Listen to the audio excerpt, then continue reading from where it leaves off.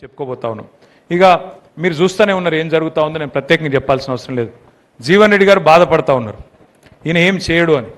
Hitler నాకు ఆదర్శం అని చెప్పినోడు ఏం చేస్తాడు సార్? హిట్లర్ నాకు ఆదర్శం, హిట్లరే నాకు స్ఫూర్తి. ప్రపంచంలో ఎవడన్నా రావణాసురుడు నాకు స్ఫూర్తి అంటాడా? శ్రీరాముడు నాకు స్ఫూర్తి అంటాడు. రేవంత్ రెడ్డి గారు మాత్రం ఆయనకు చేతులు ఎత్తి మొక్కాలే. నాకు రావణాసురుడు, హిట్లరు, నరకాసురుడు ఇసొంటి వాళ్ళే నాకు స్ఫూర్తి అంటున్నాడు. ఇక ఆయన నుంచి ఏం ఆశిస్తాం మనం? పెద్దగా ఆశించేందుకు ఏం లేదు. కానీ ఒకటి మాత్రం పక్కా, సినిమా ఇవాళ రేపు ఎట్లాంటి రోజులు అంటే మన పిల్లలు ఎంత హుషారున్నారంటే ఆ యూట్యూబ్లో ట్రైలర్ వచ్చిందో లేదో సినిమా హిట్టా ఫట్టా చెప్తున్నారు. ట్రైలర్ చూసే చెప్తారు. ఇక అసొంటిది నేను సినిమా ఇంటర్వెల్ దాకా అయ్యేపాయి, 50% ఒడిసేపాయి. ఇంటర్వెల్ దాకా చూసినాం, డిజాస్టర్. First half disaster. ఇక సెకండ్ హాఫ్ చూస్తే అంతకంటే ఏం ఆశ అయితే కనబడతలేదు. కొత్తదనం ఏమి లేదు. గవే తిట్లు, గవే బూతులు. రోజు తెల్లారలేస్తే కేసీఆర్ గారు జపం చేసుడు, తెల్లారలేస్తే కేసీఆర్ని తిట్టుడు, మన మీద వాడు ఏడుసుడు, ముఖం బాగా లేకపోతే అద్దం బల కొట్టుకున్నట్టు పరిపాలన శాత కాదు, మన మీద వాడి ఏడుసుడు. మీరు ఒక్క మాట దయచేసి ఆలోచన చేయండి. ఎప్పుడన్నా ఇన్నమా ఏదైనా ముఖ్యమంత్రి నోట్లకెళ్ళి ఈ మాటలు? ఎంతమంది ముఖ్యమంత్రులను చూసినాం? ఎన్టీ రామారావు గారిని చూసినాం, జనార్దన్ రెడ్డి గారు, విజయభాస్కర్ రెడ్డి గారు, మర్రి చెన్నారెడ్డి గారు, రోసయ్య గారు, డాక్టర్ వైఎస్ రాజశేఖర్ రెడ్డి గారు, కిరణ్ కుమార్ రెడ్డి గారు, కేసీఆర్ గారు, ఇంతమందిని చూసినాం. ఈ ముఖ్యమంత్రి గారి మాటలు ఎట్లున్నాయి? మన ఆదిలాబాద్కి పోయిండు. ఈయనని ఎవరు చెప్పమన్నారు అసలు 100 రోజుల్లో 6 గ్యారెంటీలు అమలు చేస్తా అని? మీ ఎమ్మెల్యే ఆది శ్రీనివాస్ని ఎవడు అడిగిండు? బాండ్ పేపర్ మీద రాసి జేమ్స్ బాండ్ లెక్క అన్ని చేసి ఇస్తాను ఎవడు రాసిమనండి? రాసినవు. 100 రోజుల్లో 6 గ్యారెంటీలను నరికినవు. మరి ఏమైంది నాయన అంటే మన ముఖ్యమంత్రి గారు చెప్తున్నారు ఆదిలాబాద్లో 100 రోజుల్లో ఎంత పెద్ద కండలు తిరిగినా పైల్వానైనా పిల్లలు ముట్టిస్తాడే. మనకు తెలియదా 3 నెలల పిల్లలు ఉట్టరా అని? అంటే గట్లా మాట్లాడచ్చా ఒక ముఖ్యమంత్రి? నేను అడుగుతున్నా రేవంత్ రెడ్డి గారిని, 3 నెలల పిల్లలు ఉట్టరా మాకు కూడా ఎరికే, కానీ 30 నెలలు ఉట్టకపోతే నిన్నేమనాలి మరి? 30 నెలలు అయిపోయింది కదా, నువ్వే చెప్తివి కదా 3 నెలలు 3 నెలలనే ఇది చేస్తా అది చేస్తా, అల్లం బెల్లం మోసేతికి బెల్లం పెడితివి, అధికారంలోకి వస్తేవి కూర్చుంటివి. ఇలా ఏమైంది రాబోయ్ అంటే గట్టిగా అన్నావు అనుకో. ఏమైనా రేవంత్ రెడ్డి గారు, రైతు బంధు ఆడవైంది అంటే నీ లాగుల తొండలు ఇడిచిపెడతా. గట్టిగా అడిగినావు అనుకో. ఏమైనా 4000 పెన్షన్ అంటే నీ గుడ్లు వీకి గోటీలు ఆడతా. ఇక ఇంకొకటి నేర్చుకున్నాడు ఏమన్నా అంటే, కేసీఆర్ అప్లపాలు చేసిపోయిండు, కేసీఆర్ అప్లపాలు చేసిపోయిండు, నాశనం చేసిపోయిండు, మొత్తం ఖాళీ సిప్పించిండు, నేనేం చేయాలి? కేసీఆర్ అప్లపాలు చేసినాడు. కేసీఆర్ అప్లపాలు చేసిండే అనుకుందాం. సరే నువ్వు చెప్పింది ఒక్క నిమిషం, నువ్వు చెప్పేది అన్ని లంగ మాటలు అవద్దాలే కానీ ఒక్క నిమిషం నిజమే అనుకుందాం. మరి ఏం చేసిండు కేసీఆర్ అప్లపాలు చేసి?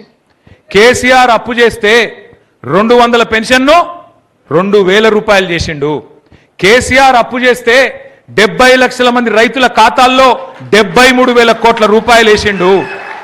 కేసీఆర్ అప్పు చేస్తే రాజన్న సిరిసిల్లను జిల్లా చేసిండు, జిల్లాకు ఒక మెడికల్ కాలేజీ పెట్టిండు, జిల్లాకు ఒక నర్సింగ్ కాలేజీ పెట్టిండు, జిల్లాకు ఒక ఇంజనీరింగ్ కాలేజీ పెట్టిండు.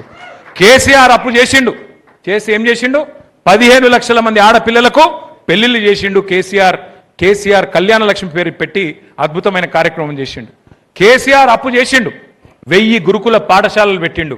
కేసీఆర్ అప్పు చేసిండు, కాళేశ్వరం లాంటి ప్రాజెక్టు కట్టిండు, కరీంనగర్ కరువు తీర్చిండు, మా సిరిసిల్ల వేములవాడకు నీళ్లు తెచ్చిండు, గోదావరి నీళ్లు తెచ్చిండు. నువ్వేం చేసినావు మరి? 2.5 ఏళ్ళ ఏం చేసినావు? 4 లక్షల కోట్ల అప్పు చేసినావు. 4 లక్షల కోట్ల అప్పు. పోనీ 4 లక్షల కోట్ల అప్పు చేసినావు. నువ్వు చేసిన ఒక మంచి పని చెప్పు. 4000 పెన్షన్ ఇచ్చినవా? మహిళలకు 2500 వాళ్ళకి ఇచ్చినవా? తులం బంగారం ఇచ్చినవా? 5 లక్షల విద్యా భరోసా కార్డు అన్న ఇచ్చినవా? 10వ తరగతి పాస్ అయితే 10,000, 12వ తరగతి పాస్ అయితే 25,000, డిగ్రీ పాస్ అయితే 50,000, పోస్ట్ గ్రాడ్యుయేషన్ అయితే 1,00,000 రూపాయలు ఒకళ్ళకి ఇచ్చినవా? మరి ఏం చేసినావు? రైతు బంధు బంద్ అయింది, రైతు బంధు బంద్ అయింది. రాహుల్ బంధు మాత్రం జోరుగా నడుస్తుంది. ఈయన రెగ్యులర్ సీఎం కాదు, రెన్యువల్ సీఎం. నెల నెల రెన్యువల్ కావాలంటే ఆడ పైసలు పెట్టాలి, లేకపోతే నడవదు. నేను షబ్బీర్ అలీ సాబ్ చెప్పిండు పాపం. షబ్బీర్ అలీ సాబ్ నిన్న నిజాయితీగా చెప్పిండు. ఏమన్నాడు? పైసలు తీసుకొని కాంగ్రెస్లో ఆయన అన్ని అమ్ముకుంటారు అని చెప్పిండు. వాస్తవం. ఆ రోజు కోమటిరెడ్డి వెంకటరెడ్డి గారు చెప్పిండు 50 కోట్లకు పీసీసీ అధ్యక్ష పదవి అమ్ముకున్నారని. మరి ఇప్పుడు ముఖ్యమంత్రి పదవి కూడా అమ్ముకున్నారు కాబట్టి రాహుల్ గాంధీ కూడా ఏమి చేయలేని అశక్తతలో ఉన్నాడు. మీనాక్షి నటరాజన్ గారు సిన్సియర్ లీడర్, ఆమె పాపం. ఆమెకి ఇక్కడ ఇన్ఛార్జ్ ఉంటే రేవంత్ రెడ్డితో ఏదో మొత్తానికి ఏదో పంచాయతీ పడ్డది. నువ్వు ఇట్లా గరీబుల ఇల్లు గులగొట్టకని చెప్పిందట ఆమె. గరీబోల ఇండ్లు గుల్లగొట్టకు మంచి పద్ధతి కాదు.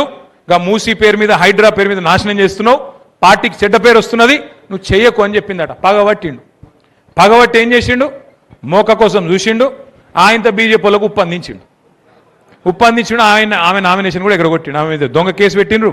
పెట్టి ఆ కేసు ఆయనతో వాళ్ళకు ఉప్పందించి ఆమె నామినేషన్ ఎగిరిపోయేటట్టు చేసిండు. ఇగో గిసొంటోడు సొంత పార్టీలకే న్యాయం చేయనోడు రాష్ట్రానికి న్యాయం చేస్తాడా?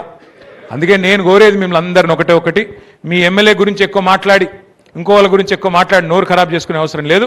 మళ్ళీ కేసీఆర్ గారు రావాలి అంటే బూత్ల వారీగా 262 పోలింగ్ బూత్లుంటే ఏ బూత్లో ఆ బూత్ అధ్యక్షుడు, ఆ బూత్ కార్యవర్గమే మీరే కథానాయకులు కావాలి. మీరే ఒక కేసీఆర్ కావాలి. నేను ఎట్లా ఎగరది గులాబీ జెండా నా బూత్లో, నా నియోజకవర్గంలో, నా మండలంలో, నా గ్రామంలో మీరు గట్టిగా అనుకుంటే తిరుగులేని పరిస్థితిలో మనం గెలుస్తాం. ఉంటాయి, అందరం మనుషులమే, అందరం కూడా అప్పుడప్పుడు తప్పు ఒప్పు చేస్తాం. ఇప్పుడే జీవన్ రెడ్డి గారు ఒక మంచి మాట చెప్పిండ్రు. మనం గెలుస్తామని చెప్పి ఇంట్లో అనుకుంటే నడవది, కరెక్ట్గా పనిచేయాలని. నేను పెద్దలు లక్ష్మీ నరసింహరావు గారిని కూడా నేను ఇదివరకే కోరినా, మళ్ళీ కోరుతా ఉన్నాను. నేను కూడా ఒక పని చేస్తా. వేములవాడలోని ప్రతి మండలం నేను పర్సనల్గా వస్తా. ఒక 100-150 మందితో నేను ప్రత్యేకంగా కూర్చుంటా. మీరు దయచేసి ఏమన్నా చిన్న చిన్న లోపాలు ఉంటే, సవరించుకునేటివి ఉంటే నాకు చెప్పండి. లక్ష్మీ నరసింహరావు గారితో నా ప్రార్థన 25 తర్వాత తప్పకుండా 100% నేను కూడా ప్రతి మండలానికి వస్తాను. మేడిపల్లి, కతలాపూరు, మీ వేములవాడ, కోనరావుపేట, మీ రుద్రంగి, అన్నిటికీ చందుర్తి, అన్ని మండలాలకు నేను కూడా వస్తా. జీవన్ రెడ్డి గారు కూడా వస్తారు. మీతో కూర్చుంటాం. కూర్చొని సాధక బాధకాలు, ఇట్లా మైకులలో ఉపన్యాసాలు చెప్పేది ఏం లేదు. సాధక బాధకాలు ఏం చేయాలి, ఏం సమస్యలు ఉన్నాయి స్థానికంగా, వాటి విషయంలో కాంగ్రెస్ ఎంత నిర్లక్ష్యం చేస్తున్నది, ఎట్లా మనం పోరాడాలి, ఏం చేద్దాం. ఎందుకంటే ఇక మనం అన్ని రాష్ట్ర స్థాయి సమస్యలే తీసుకుంటాం, లోకల్ సమస్యలు పట్టించుకోమంటే నడవది. ఏ ఊర్లో ఆ ఊరు సమస్య ఉంటుంది, ఆ ఊరు సమస్య, ఆ ఊరు పరిస్థితిని జాగ్రత్తగా తీసుకోవాల్సి ఉంటుంది. ఆ రకంగా ముందుకు పోదాం. ఒక ముఖ్యమైన మాట.